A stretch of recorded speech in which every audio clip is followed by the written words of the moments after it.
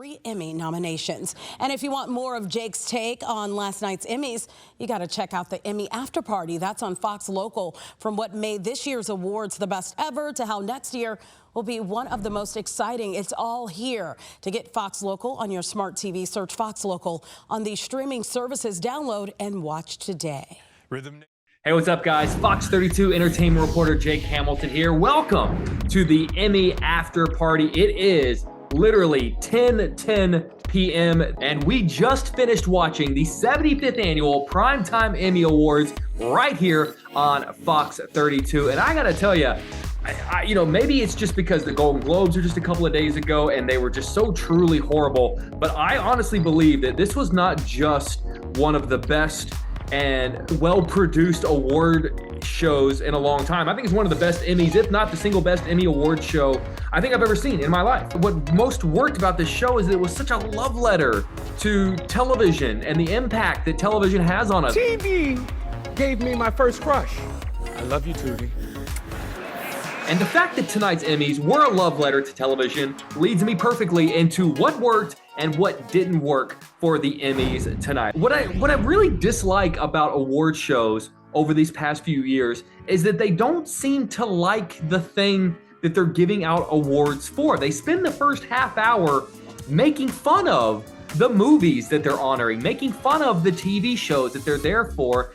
And so that's why I really love this show as a whole, is that it was a tribute, whether it was bringing out, the cast of All in the Family, whether it was bringing out the Grey's Anatomy cast, even something as cool as like Peter Dinklage walking out to the Game of Thrones music to award Best Drama. Hello, you room full of hotties.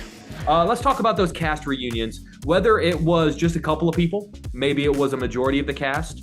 Seeing the entire cast of Martin back there laughing about not getting Emmys. Hey, yo, Martin. I'm saying they forgot to say our names, man. Seeing the cast of Ally McBeal recreating their iconic bathroom dance sequence. Honestly, seeing the cast of Cheers pour a beer at the bar. I mean, these are moments that individually I never thought we would ever get again. The fact that we all got them so rapid fire one after the other, I feel like it's almost gonna take a moment to kind of appreciate what the producers of tonight's broadcast pulled off, because had just one of those things happened, we would be talking about that all day tomorrow. But the fact that it was one amazing, historic cast after the other, I feel like we're kind of sleeping on how big of an achievement tonight's show was. And it would feel weird for the Emmys to give themselves an Emmy next year, but I kind of feel like they should. The speeches I thought were really strong. Don't pick it up. I couldn't do the button. I wasted all my time hugging everybody. I love you all so much. And one of the reasons why, a lot of times when someone would get up to speak, they would have what is called sort of a lower third. And the lower third, it would say, Kieran Culkin would wish to thank, and then there would be a list of maybe 30 people. So it gave winners the opportunity to maybe give a little bit more of a heartfelt speech that it maybe had something to say, rather than just listing out 30 names and then saying, okay, thanks, and walking off the stage. When I first moved to LA, my bank account went to the negative by 63 cents. So I had to deposit a $1 bill into my account to avoid the overdraft fee. And the ATM screen said, "Are you sure you want to deposit $1? And I was like, no. I wasn't sure of anything back then. They were sort of able to have their cake and eat it too. And that was a really, really smart idea by the show producers that I'm amazed no one has thought of up to this point. I would not be surprised if other award shows follow suit. That being said, it was a 3-hour broadcast.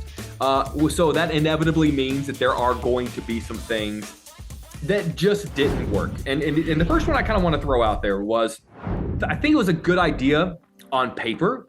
And even when they presented the idea, I thought, oh, that's funny. And what I'm talking about is Anthony Anderson's mother being the quote unquote rap music. But they weren't going to do rap music from an orchestra. They were going to have Anthony Anderson's mother step up from the audience and scream at you to wrap up your speech. Now, when you see my mama coming, just thank Jesus and your family and wrap it up. And I don't want nobody to get disrespectful with my mama, because my mama is from the west side of Chicago and she can throw them hands. Shut up. That's enough. Mama. I want to go to the after party. Hurry up. Okay, my mama. But it wasn't until it was put into practice that it felt like I realized and the producers realized, oh, this is not a good idea. Jennifer Coolidge, who won Best Supporting Actress for The White Lotus, was in the middle of a really nice, passionate, heartfelt speech. I want to thank all the evil gays. You know, I just And then they proceeded to do the Anthony Anderson's Mom Interrupts You. And you could tell Jennifer was sort of thrown off and the vibe just wasn't right. It felt really rude. And like that was kind of her moment. And it was sort of being interrupted by this bit. I know, I'm getting wrap it up. Okay, yes, okay. Baby. Yes, and I just. I love you, baby, but time. Okay, guess what? One more thing. I love you too. I just want to say one thing. Okay, one last And thing. so I'm glad that the Emmy producers do what a good producer does, which is read the moment, read the room, realize, hey, we tried a bit, it didn't work, and let's move on. In fact, John Oliver later in the show won his speech and tried to keep going on long enough to get Anthony Anderson's mom to interrupt him. I am not leaving without getting played off by Anthony Anderson's mom, so I'm going to start reading off the names of the Liverpool football team. In goal, Alisson Becker. Then you got Trent Alexander-Arnold. You could tell that she was hesitant to do so. I'm assuming because the conversation had been had that they weren't going to do it anymore. The other moment that's a little bit of a head scratcher, which is a shame, is actor Paul Walter Hauser, who won Best Supporting Actor like in a limited series for a limited series called Blackbird. Now here's what I can tell you. One, he deserved that Emmy. If you saw his performance in Blackbird, you know that there's a reason he's won not just the Emmy, but countless other awards for that performance as well. It's an unbelievable performance. He plays a serial killer in jail. But he was doing some bit where, like, when they announced the nominees, he was like eating something and had like orange food residue all over his hand. And then when they announced that he was the winner, he like kind of awkwardly gave everyone like handshakes and high fives, and then continued to chew as he then rapped his acceptance speech. Thank you to the voters and the TV Academy. Thank you, Mom and Dad. You nurtured what I had in me.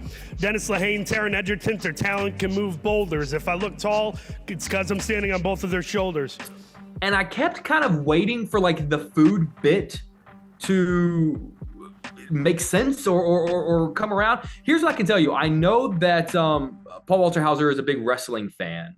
He apparently name dropped several wrestlers in his speech.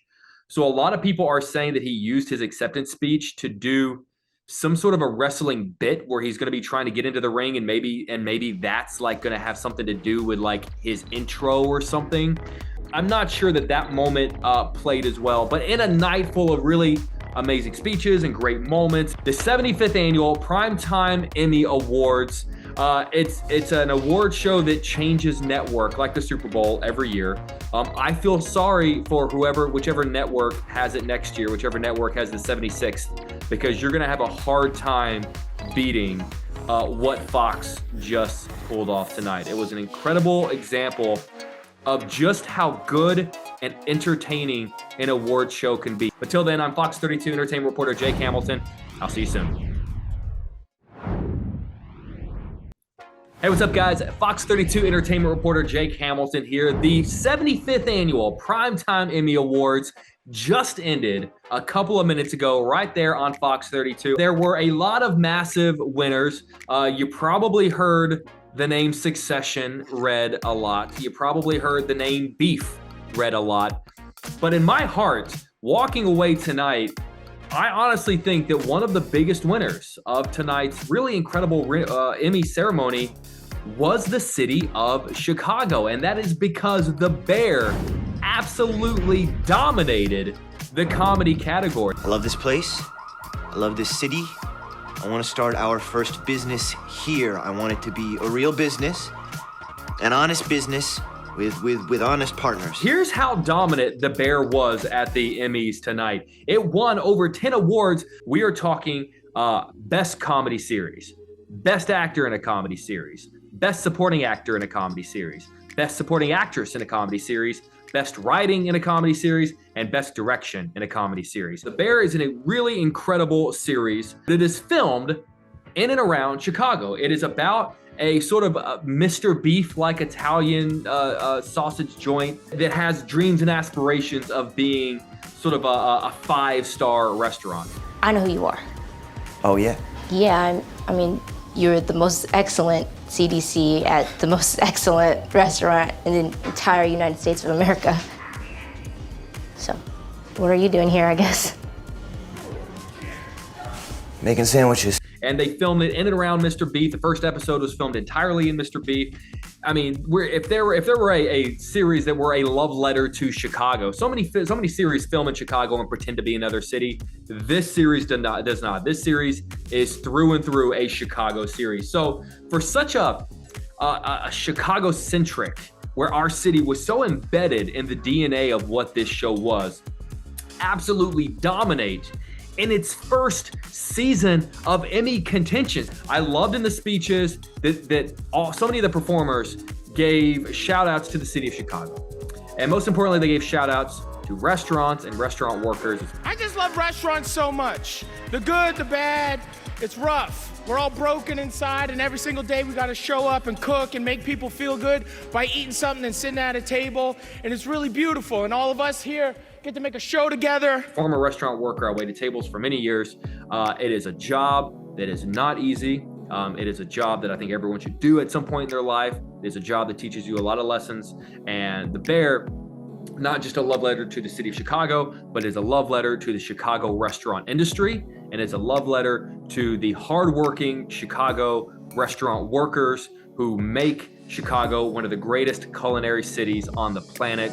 I just thought it was so cool that this show that kind of came out of nowhere stopped Ted Lasso's final season and stopped Barry's final season. Two beloved Emmy shows weren't able to have their big epic golden send-off because this little scrappy Chicago food show came in and said, no, we're the new great show in town. I've talked a lot about this show. We were one of the first shows on the planet that had Jeremy Allen White on our show before The Bear ever blew up. We had him on our show, and then he made another appearance. He was gracious enough to come back on and talk season 2 just a couple of weeks ago. Sure. Have people started screaming "Yes, Chef" at you yet? I get a lot of chef, which is so nice, and I get it, especially like I went out to eat maybe 3 days after the show came out. Went to this restaurant in my neighborhood I like to go to, and everybody, yeah, chef, and since then, being in other restaurants, you know, I feel so lucky. I feel like we've really been accepted by the industry, which was our goal. He's always invited back on the show. They're coming back to start shooting season 3, he told me, in just a couple of weeks. The city of Chicago has so much to be proud about based on what the 75th Annual Primetime Emmy Awards gave us tonight. And the cast and crew, the writers, the directors of The Bear made sure that Chicago knew that we were the heart and soul of what makes The Bear work. So, but till then, Jake Hamilton, Fox 32 Entertainment reporter, and I'll see you soon. Hey, what's up, guys? Fox 32 Entertainment reporter Jake Hamilton here. Welcome to my home, to my nerd cave, to my fortress of solitude. The Emmys, the 75th Annual Primetime Emmy Awards, just ended just moments ago on Fox 32. I hung out on that couch. I watched them with that dog.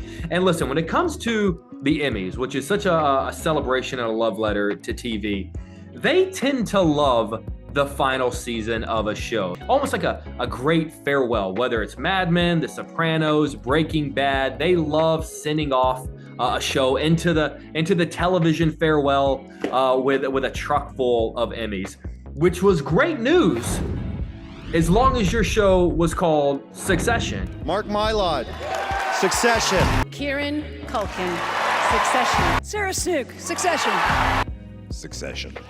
Because Succession absolutely dominated in the drama categories tonight at the Emmys. That love of final seasons didn't actually transcend over into the comedy categories, as both the final seasons Ted Lasso, the final seasons of Barry, Better Call Saul, which was a drama, well, those shows didn't fare so well. So it was a great night for a final season of just one show specifically. But we got to talk about Succession.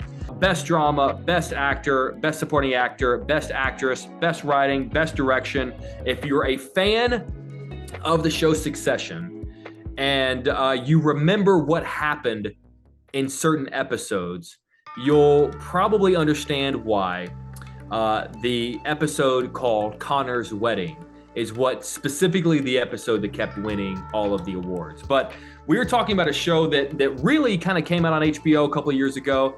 And, you know, I'd started gaining traction, but by season 2, it sort of became the show that everyone was talking about. What I thought was really cool about tonight was Kieran Culkin getting Best Actor in a Drama, because we're talking about a really massive cast of truly incredible actors, all of whom gave amazing performances. The downside of that is there are only so many acting categories, right? So, you know, a lot of the actors are up against each other. But the cool thing is that the great Jeremy Strong, who is one of the leads, he won in years past. So even though he didn't win this year, he has won.